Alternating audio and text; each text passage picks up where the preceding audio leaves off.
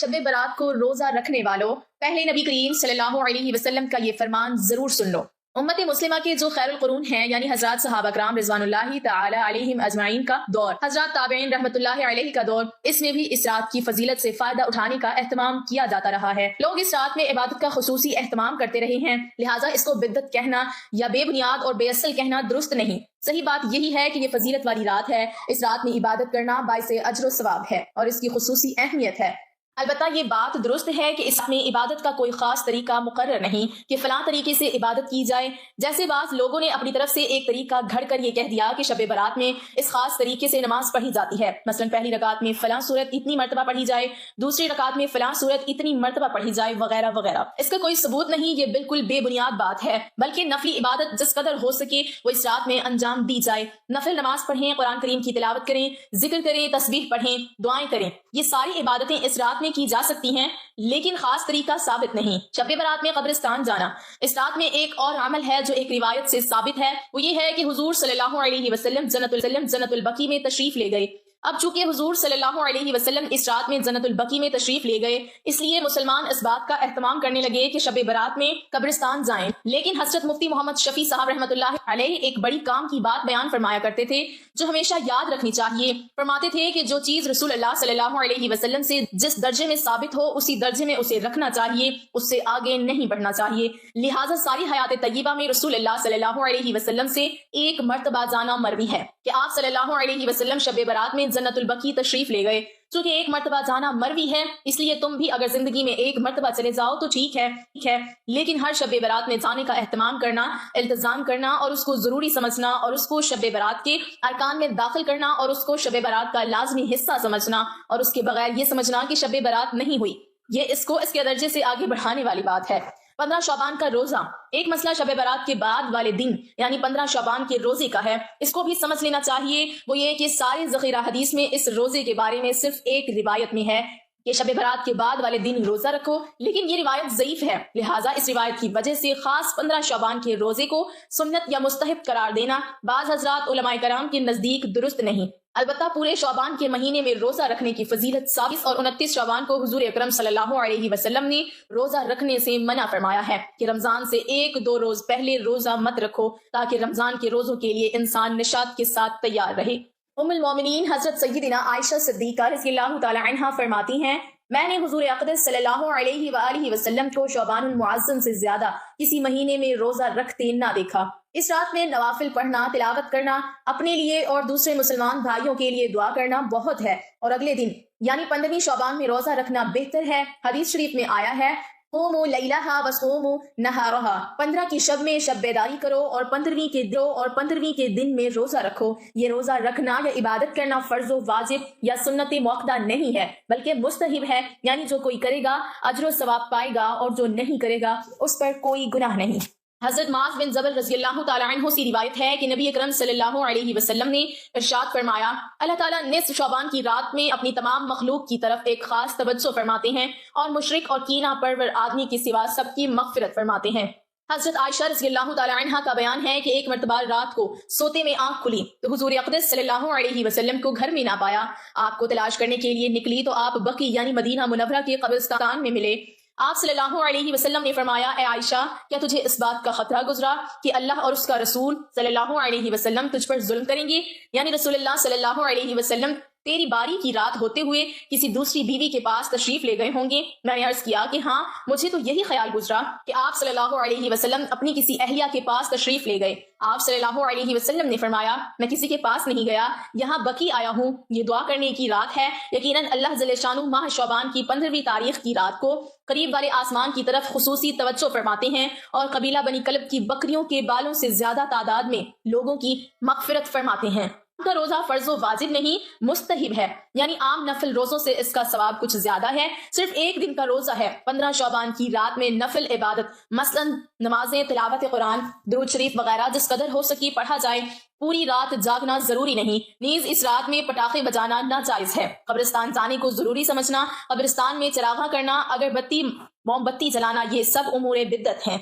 حاصل یہ کہ رات میں عبادت کرنا، دن میں روزہ رکھنا، اس کی فضیلت احادیث سے ثابت ہے، بس اسی کو کرنا چاہیے اور انفرادی طور پر کرنا چاہیے، اس کے لیے اجتماع کرنا ثابت نہیں۔ حضرت علی رضی اللہ تعالی عنہ نے فرمایا 5 عادات رکھنے والی عورت سے اللہ تعالیٰ سخت نفرت کرتا ہے۔ ایک مسلمان ہونے کی حیثیت سے کیا آپ یہ تصور کر سکتے ہیں کہ اللہ کی ذات آپ کے گھر والوں سے، آپ کی بیوی سے، آپ کی ماں سے، بہن سے، بیٹی سے سخت نفرت کرنے لگیں؟ ایک مسلمان کے لیے ایسا سوچنا بھی ممکن نہیں، لیکن جانے انجانے میں مسلمان ایسے کام کر رہا ہوتا ہے جو اللہ تعالیٰ کی ناراضگی کا سبب بنتے ہیں۔ حضرت سیدنا علی رضی اللہ تعالی عنہ کی ذہانت سے کون سا شخص واقف نہیں، جس شخصیت کو رسول اللہ صلی اللہ علیہ وسلم نے علم کا دروازہ کہا ہے۔ حضرت امام جعفر صادق رضی اللہ تعالی عنہ فرماتے ہیں، میں نے اپنے آباء و اجداد سے سنا، انہوں نے اپنے بزرگوں سے سنا، انہوں نے میرے بابا حضرت سیدنا علی رضی اللہ تعالی عنہ سے سنا۔ حضرت سیدنا علی رضی اللہ تعالی عنہ ایک دن خطبہ دے رہے تھے، اللہ کے بندوں کو درس اخلاق دے رہے تھے، خوبصورت زندگی گزارنے کے طور طریقے بتا رہے تھے، زندگی بدل دینے والے، سونے کی تختی پہ لکھنے والے جملے ارشاد فرما رہے تھے۔ دوران خطاب آپ نے فرمایا، لوگوں 5 عادتیں ایسی ہیں جن کے اپنانے سے اللہ تعالیٰ عورت سے سخت نفرت کرتا ہے۔ جو عورت ان 5 عاداتوں کی دلدل میں پھنس جاتی ہے، اللہ تعالیٰ ایسی عورت سے سخت نفرت کرتا ہے۔ خدارا اپنی بیویوں، اپنی عورتوں کو، بہنوں کو، بیٹیوں کو، ماؤں کو ان 5 بری عادات سے بچائے رکھنا تاکہ وہ اللہ تعالیٰ کے غضب کا نشانہ نہ بنے۔ لوگوں نے پوچھا، حضرت وہ 5 خطرناک عادتیں کون کون سی ہیں؟ حضرت سیدنا علی رضی اللہ تعالی عنہ نے فرمایا، پہلی عورت شوہر کے سامنے چیخ کر چلا کر بات کرنے والی، ہر وقت، ہر گھڑی، ہر لمحے شوہر کے سامنے تلخ لہجہ اپنانے والی عورت، چیخنا چلانا، ایسی عورت پر فرشتے بھی لعنت کرتے ہیں۔ جو عورت اپنی مجازی خدا اپنے شوہر کے آگے چیختی ہے، چلاتی ہے، بات کرنے کا طور طریقہ نہیں، اس کی عزت نہیں کرتی، اس کو باتوں باتوں پہ ذلیل کرتی رہتی ہے، یہ وہ بدبخت عورت ہے جس کی نہ تو نماز قبول ہوتی ہے، نہ ہی دعا قبول ہوتی ہے جب تک یہ عورت توبہ نہیں کرتی۔ حضرت سیدنا علی رضی اللہ تعالی عنہ فرماتے ہیں، لوگوں اپنی عورتوں کو تبلیغ کرو، اپنی عورتوں کو واضح کرو کہ وہ اس بری عادت سے دور رہیں تاکہ اللہ تعالیٰ کی غضب سے بچ جائیں، فرشتوں کی لعنت سے بچ جائیں۔ حضرت علی رضی اللہ تعالی عنہ فرماتے ہیں، دوسری عادت یتیم بچوں پر ظلم کرنے والی عادت۔ فرمایا، جو عورت یتیم بچوں پر ظلم کرتی ہے، یتیم بچے جن کا باپ فوت ہو گیا، باپ جیسا سہارا سر سے اٹھ گیا، ماں نے دوسرا گھر آباد کر لیا، ماں نے دوسری شادی کر لی، اب ماں بچوں پر ظلم کرنے لگی، بچوں کو بات بات پہ دکھ دینے لگی، درد دینے لگی، تکلیفیں دینے لگی، بچوں کا خیال چھوڑ دیا، بچوں کی فکر چھوڑ دی، بچوں کو اتنا تڑپایا، اتنا رلایا، اتنا ظلم کیا کہ یہ بچے اپنی باپ کی قبر پہ جا کر ماں کی شکایت کرنے لگے، ماں کا شکوہ کرنے لگے۔ فرمایا، یہ وہ عورت ہے جو اللہ تعالیٰ کے غضب کا نشانہ بنتی ہے۔ لوگوں نے پوچھا، حضرت تیسری عادت کون سی ہے؟ فرمایا، تیسری عادت مہمان کے آنے پر منہ بنانے والی عورت۔ جب مہمان گھر میں آتا ہے تو عورت کا منہ گندا ہو جاتا ہے کہ اس آئے گئے مہمان کو عزت دینی پڑے گی، اس کے لیے کھانا بنانا پڑے گا، اس کو پانی دینا پڑے گا، اس کو بٹھانا اٹھانا پڑے گا، یا کوئی مہمان گھر آئے اس کو کھانا نہیں دیتی، اس کو پانی نہیں پلاتی، اسے عزت نہیں دیتی، الٹا بے عزت کر کے گھر سے رخصت کرتی ہے۔ فرمایا، ایسی عورت بھی اللہ تعالیٰ کے غصے کا نشانہ بنتی ہے، اللہ تعالیٰ کی نفرت کا نشانہ بنتی ہے۔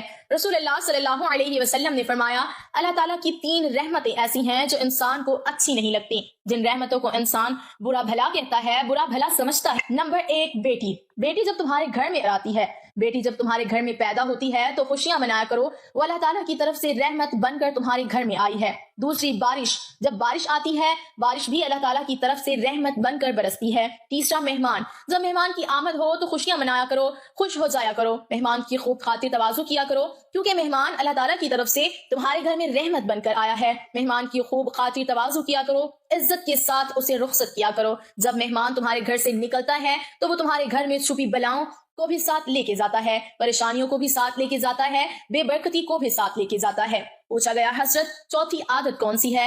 فرمایا، چوتھی بری عادت ہر وقت، ہر گھڑی، ہر لمحے شوہر کا دل توڑنے والی عورت، شوہر کو دکھ دینے والی عورت، شوہر کو درد دینے والی عورت، باتوں باتوں پہ شوہر کا جینا حرام کرنے والی عورت۔ یہ وہ عورت ہے جس سے اللہ تعالیٰ نفرت کرتا ہے۔ جب تک یہ عورت توبہ نہیں کرتی، ان عادات سے باز نہیں آتی، اس عورت کی نہ تو نماز قبول ہوتی ہے، نہ ہی دعا قبول ہوتی ہے۔ لوگوں نے پوچھا، حضرت 5ویں عادت کون سی ہے؟ فرمایا، 5ویں عادت نماز نہ پڑھنا، نماز سے سستی کرنا، نماز کے قریب نہ جانے والی عورت۔ جب نماز کا ذکر آیا تو حضرت علی رضی اللہ تعالی عنہ نے فرمایا، ایک دن میں نے رسول اللہ صلی اللہ علیہ وسلم سے سنا تھا، اللہ کے نبی صلی اللہ علیہ وسلم نے فرمایا تھا، قیامت کے دن ایک عورت کو اللہ کے حضور حاضر کیا جائے گا، یہ کون عورت ہوگی؟ بے نمازی عورت ہوگی، نمازی عورت ہوگی جس نے ساری زندگی غفلت میں گزار دی ہوگی۔ اللہ فرمائیں گے اے عورت بتا تو نماز کیوں نہیں پڑھتی تھی، تو قیام کیوں نہیں کرتی تھی، تو اللہ کے حضور کیوں نہیں جھکتی تھی؟ یہ عورت کہے گی کہ اپنے خامن اور فیملی کے کام کاجوں نے مجھے مصروف کر رکھا تھا اور خامن کے ظلم کی وجہ سے میں یہ فریضہ ادا نہ کر سکی، خامن کے ظلم کی وجہ سے، خامن کے خوف اور دبدبے کی وجہ سے میں نماز نہ پڑھ سکی۔ یہ وجہ سنتے ہی اللہ فرمائے گا فرشتوں فرعون کی بیوی آسیہ کو سامنے لے کے آؤ۔ فرعون کی بیوی آسیہ حاضر ہو جائے گی۔ اللہ فرمائے گا اے بے نمازی عورت، فرعون کی بیوی آسیہ کو دیکھ، یہ آسیہ ہے، ظالم بادشاہ کی بیوی، ظالم بادشاہ کی بیوی ہو کر بھی اس نے کبھی نماز نہیں چھوڑی تھی، ظالم بادشاہ کے گھر میں رہ کر بھی اس نے مجھے نہیں چھوڑا۔ تیرا شوہر ظالم تو نہیں تھا نا؟ اس کا شوہر بادشاہ تھا اور ظالم تھا، اور وہ ظالم خود کو خدا کہنے والا ظالم۔ اس ظالم شخص نے آسیہ کو طرح طرح کی اذیتیں دی، کھانا پینا بند کر دیا، تپتی ریت پہ لٹاتا رہا، اس کے اوپر ظلم ڈھاتا رہا، لیکن اس نیک بندی نے مجھے سجدہ کرنا نہیں چھوڑا۔ اگر کسی خاوند کا ظلم کسی عورت کو نماز سے روکتا تو سب سے پہلے آسیہ کو روکتا۔ اللہ فرمائے گا اے بے نمازی عورت، خاوند کا تیرا عذر غلط ہے، تو نے غفلت کی وجہ سے نماز نہ پڑھی، مجھے قیام نہ کیا، رکوع نہ کیا، مجھے سجدہ نہ کیا، شیطان کی گرفت میں آ کر تو نے ساری زندگی برباد کر ڈالی، قیمتی جوانی، قیمتی زندگی برباد کر ڈالی، دنیا کو بھی برباد کر دیا، آخرت کو بھی برباد کر دیا۔ یہ کہتے ہوئے اللہ فرمائے گا فرشتوں جہنم کے دروازے کھول دو، اس بدقسمت اور بدبخت عورت کو جہنم کی طرف جانے دو، وہ اس وجہ سے کہ یہ عورت نماز نہیں پڑھا کرتی تھی۔